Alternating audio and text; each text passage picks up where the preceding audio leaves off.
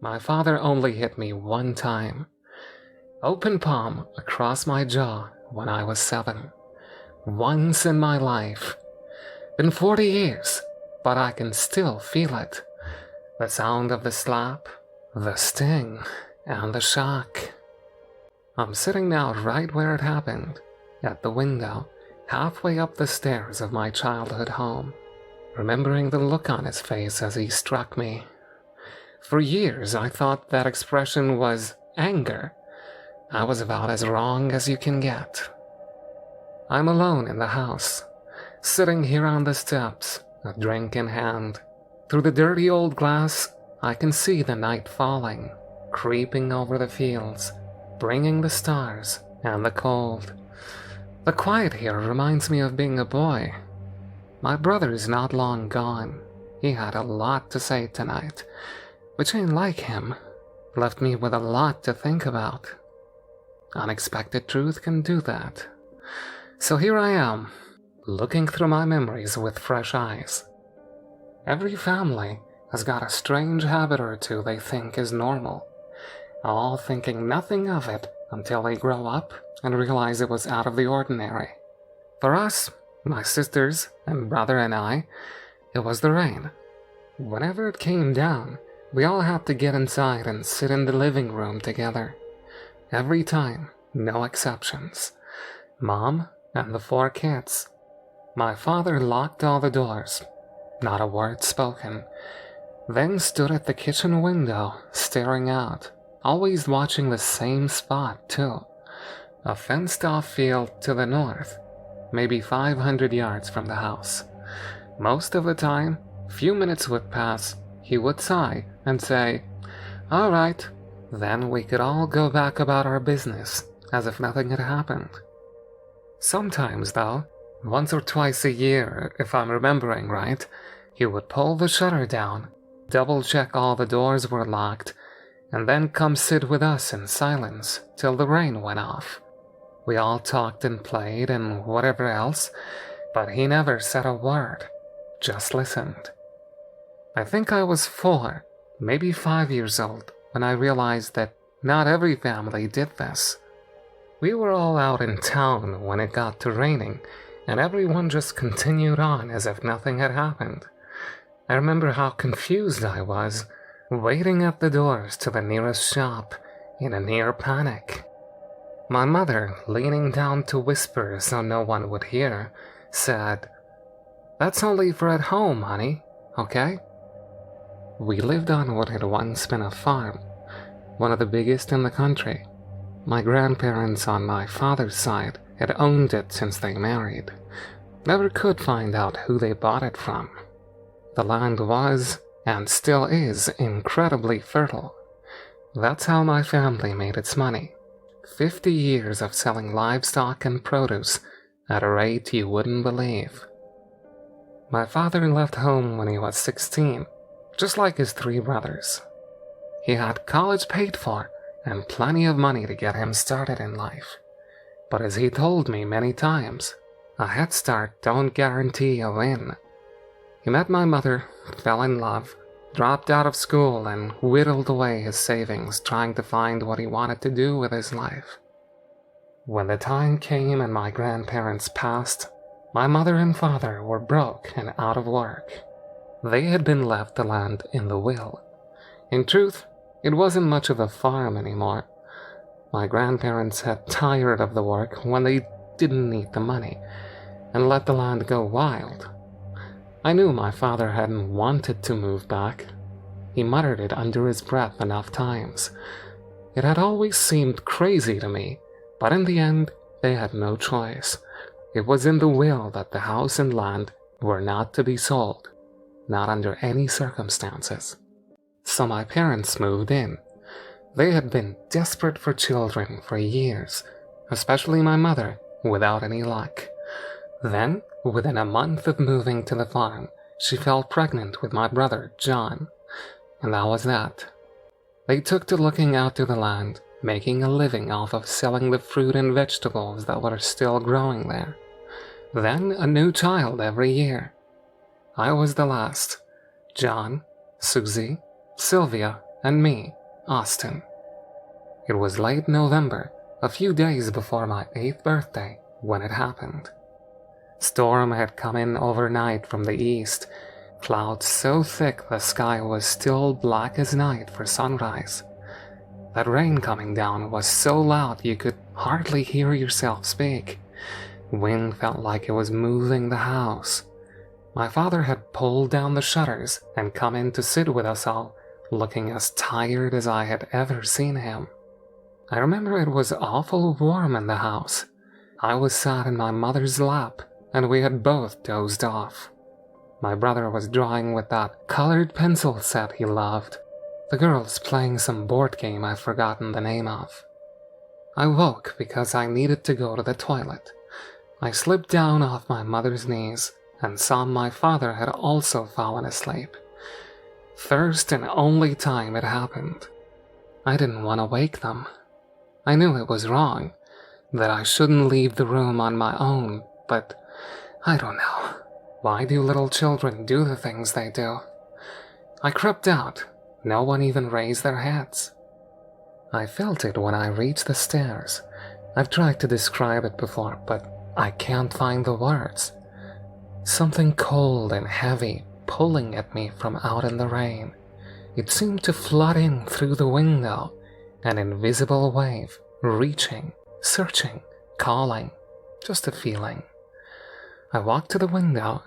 In the memory, the world seems very far away, like I was walking in a dream.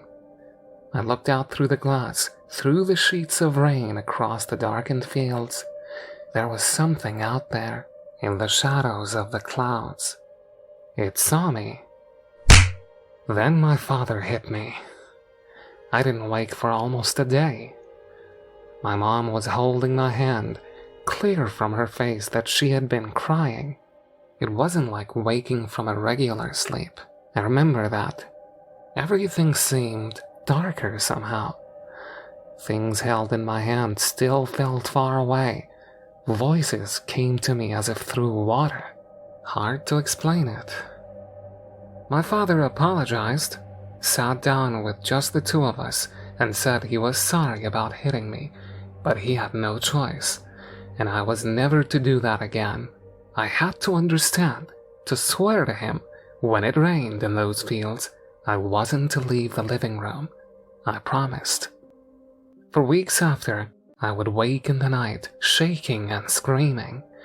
When my sisters asked me what I had dreamed about, I could never tell them. In all honesty, I didn't know. All that was left was that call, that pulling inside, and the feeling of being watched. My brother took a turn to sit with me one night until I could get back to sleep. I remember him asking me, "Why did you do it, Austin?" "I had to pee, John," I replied. "No, not that. The window. Why were you opening the window?" The next year was when we lost my mother. My sisters and I were away north, spending the week with our Aunt Amelia and their kids. My brother had stayed with our parents to work on the farm. Neither him or my father would ever talk about what happened, not clearly anyhow. There had been a terrible storm lasting from dawn till dusk. They had been sitting together, waiting it out, when the wind picked up worse than ever. The old oak next to the house came down, caught the house on the way, tearing the wall and the window in the living room. The rain washed in, across my mother, and she vanished. I sat in that room for hours when we got home, just staring at the marks the water had left on the wooden floor, at the rotted trunk and ruins of the tree. We never saw her again. Those few months after were the worst of my life. The aftermath of it all. The police forever at the house, questioning us all. My father drinking. Seemed like more and more every day. My sisters crying. My brother becoming quiet and distant. I didn't handle it well, of course. Not any of it. I had this memory of her sitting with me, stuck in a loop in my head. We would have conversations in my imagination. I would daydream into them over and over, then snap awake, back to the reality around me, and realize she was still gone. I started waking in the night crying again, but now no one came to sit with me. They had their own nightmares. About 6 months had passed. I was out working on the fences with my father, right at the edge of our property. It was a beautiful day, little too hot if anything, barely a breeze. We had been out for hours when he stood up sharp and turned to the horizon. "Austin, in the car, now." It was the first words he had spoken all day. I recognized that look on his face, the tone of his voice. Weather was turning. To this day, I haven't seen anything like it. A freak event, once in a lifetime for a storm to move that fast. The wind first, cold and sudden. You hear the thunder, distant but closing, and the sky starts to darken. My father was driving too fast, especially over the dirt roads we had out there. I could hear him muttering under his breath as he drove. "They'll know not to leave the house, even if I'm not there. Your sisters and brothers will know." We hammered over boulders and across ditches, old car shaking so much I near fell out of the seat. I remember seeing a drop of rain on the windscreen. "You've got better sight than me, boy," he said, eyes still on the road. "The field to the north of the house. You know the one. What do you see?"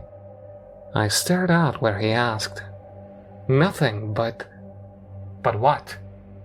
"Someone's opened the gate." "Christ." He slammed on the brakes. I felt the car fishtail. Seatbelt cut into my neck and choked the breath out of me. My father had gone deathly white. He pulled off his coat and threw it over my head, plunging me into darkness. "Get down! Don't move!" He pressed it over me, pushing me down into the seat. There was a tremor in his voice that I had never heard before. "Don't look, Austin. No matter what you hear, boy, don't look and don't make a sound." His hand was so tight on the back of my neck it hurt even through the jacket. I could hear the rain now, on the roof and the glass. The wind shook the car, then I felt it, that weight, that cold pull from out in the storm. Something started to scrape slowly down the side of the car. Something sharp, that sound. My father shifted position, pulled something from the back seat, and I heard a snap that I recognized. He had reached for his shotgun and then checked if it was loaded. The sound grew closer, louder. At the back door now, the howl of the metal through the rain and wind coming towards us. It stopped, right by my door. No sound but the rain and our breathing. On the glass, just inches from me, I heard my father cock the shotgun. He took his hand from my back and shifted, I guess to get a better hold on the barrel. A lighter scratching on the glass, something sliding down, then the rattle of the handle. I was soaked in an icy sweat, unable to move, barely able to breathe. Then it stopped. The rain faded out in a few seconds, even faster than it had come. I could hear my father crying. He died a few years later. John and Susie had gone off to college. Just me and Sylvia left. He had been drinking heavier, hell of a lot heavier. Took to reading my mother's diary, listening to old music. Couldn't talk to him about it. Christ almighty, we tried. It was raining heavy one morning. My sister and I were in the living room, and we both fell asleep to the sound. He just got up and walked out into it with his shotgun. The sound of it firing woke us. Heard him shout, fire again. I'll never forget my sister's face, eyes so wide as we stared at each other across that room. The rain had stopped by the time we got to the door. There was nothing there but the weapon lying in the wet grass. He was gone. And so here I am, decades later. Feels strange to even say that, you know? How can it be so long? My brother called me here this morning, told me the story again from his side. The truth of it, or as much as he got from Dad. The family had always known about what came with the rain. They never gave it a name, never talked about the details of what they saw. Came with the land, like a deal you signed up to by living here. Who knows when it began, what it really was. Sometimes it came, sometimes it didn't. If the rain didn't touch you, it was no problem. Used to be worth it for how fertile the land was, but not something you could live with forever. When kids got old enough, they were told the truth, made to swear to never sell the land and to stick to the deal. Through tears, he told me about seeing our mother taken. Windows smashed, rain washed in across her, and she was gone, he said. It took her, Austin. John says he's leaving the country. Can't take the weight of this place anymore. I don't blame him. Can't say I don't understand. He's left it all to me, to do with as I please. My sisters aren't interested. Don't even live in the country no more. Not how I expected today to end, I'll tell you that. Here I am, leaning against the old glass. Too much to drink, and too much to think about. Ain't a good mix, I know. I'm remembering my mother, snatched away from us like smoke in the wind. Remembering that open gate, blurred by rain. That tapping on the glass of the car window. Decades later, and I can still feel it, you know, watching me. There's a storm coming.